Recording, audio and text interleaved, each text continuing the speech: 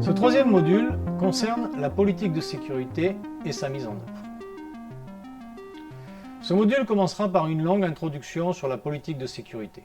Je présenterai les différents types de règles de sécurité, discuterai des conflits possibles entre les règles, parlerai de l'administration de la politique de sécurité et conclurai cette introduction en passant brièvement en revue les types de politiques de sécurité les plus courants.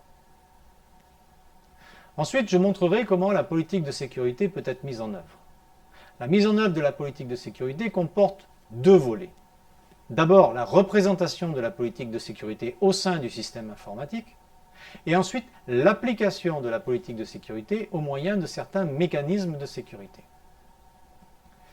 J'aborderai ensuite la politique de sécurité la plus largement utilisée, à savoir la politique de contrôle d'accès discrétionnaire. Discretionary Access Control Policy, DAC. Dans la politique DAC, la politique de sécurité protégeant les données est définie par le propriétaire des données. Je discuterai donc de cette notion de droit propriétaire. Je présenterai ce qu'on appelle la matrice de contrôle d'accès et comment elle peut être mise en œuvre, implantée, par le biais de listes de contrôle d'accès ou de capacités. Je montrerai également pourquoi les systèmes DAC sont vulnérables aux attaques de type cheval de Troie opérant par recopie de l'information. Enfin, je présenterai un système DAC concret, à savoir le système DAC d'Unix.